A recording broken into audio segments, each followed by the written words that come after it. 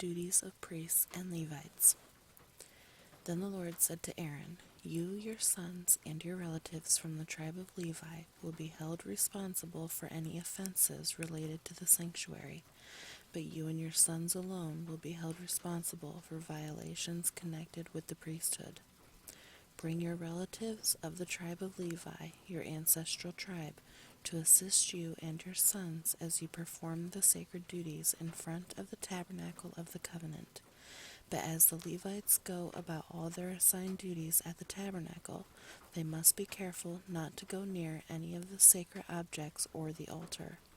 If they do, both you and they will die. The Levites must join you in fulfilling their responsibilities for the care and maintenance of the tabernacle, but no unauthorized person may assist you. You yourselves must perform the sacred duties inside the sanctuary and at the altar. If you follow these instructions, the Lord's anger will never again blaze against the people of Israel. I myself have chosen your fellow Levites from among the Israelites to be your special assistants. They are a gift to you, dedicated to the Lord for service in the tabernacle.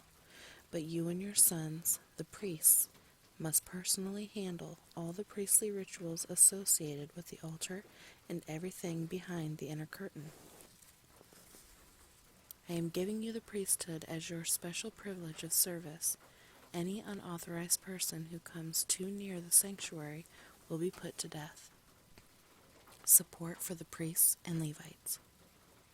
The Lord gave these further instructions to Aaron. I myself have put you in charge of all the holy offerings that are brought to me by the people of Israel.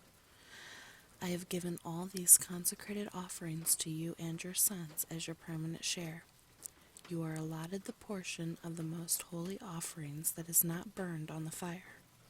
This portion of the most holy offerings, including the grain offerings, sin offerings, and guilt offerings, will be most holy, and it belongs to you and your sons. You must eat it as a most holy offering. All the males may eat of it, and you must treat it as most holy. All the sacred offerings and special offerings presented to me when the Israelites lift them up before the altar also belong to you. I have given them to you and to your sons and daughters as your permanent share. Any member of your family who is ceremonially clean may eat of these offerings. I also give you the harvest gifts brought by the people as offerings to the Lord, the best of the olive oil, new wine, and grain. All the first crops of their land that the people present to the Lord belong to you. Any member of your family who is ceremonially clean may eat this food. Everything in Israel that is specially set apart for the Lord also belongs to you. The firstborn of every mother, whether human or animal, that is offered to the Lord will be yours. But you must always redeem your firstborn sons and the firstborn of ceremonially unclean animals. Redeem them when they are 1 month old. The redemption price is 5 pieces of silver, as measured by the weight of the sanctuary shekel, which equals 20 gerahs. However, you may not redeem the firstborn of cattle, sheep, or goats. They are holy and have been set apart for the Lord. Sprinkle their blood on the altar and burn their fat as a special gift, a pleasing aroma to the Lord. The meat of these animals will be yours, just like the breast and the right thigh that are presented by lifting them up as a special offering before the altar.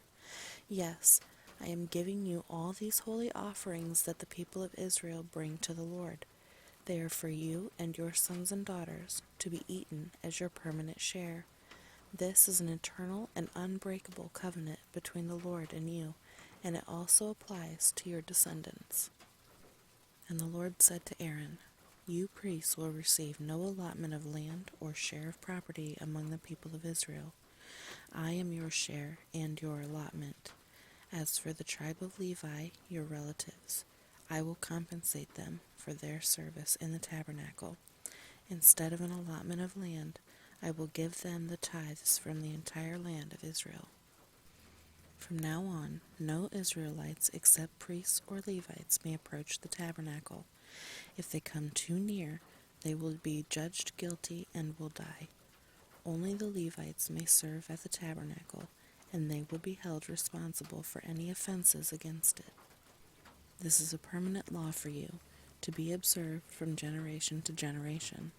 The Levites will receive no allotment of land among the Israelites, because I have given them the Israelites' tithes, which have been presented as sacred offerings to the Lord.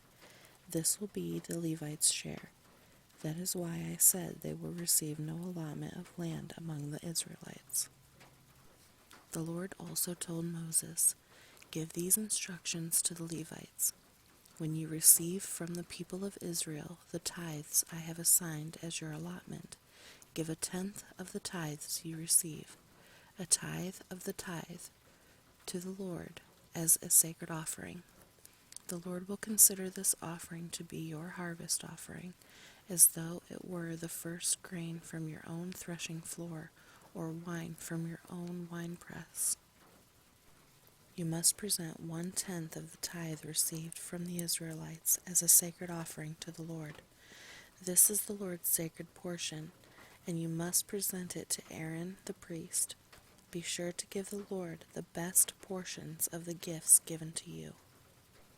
Also, give these instructions to the Levites. When you present the best part as your offering, it will be considered as though it came from your own threshing floor or winepress. You Levites and your families may eat of this food anywhere you wish, for it is your compensation for serving in the tabernacle. You will not be considered guilty for accepting the Lord's tithes if you give the best portion to the priests.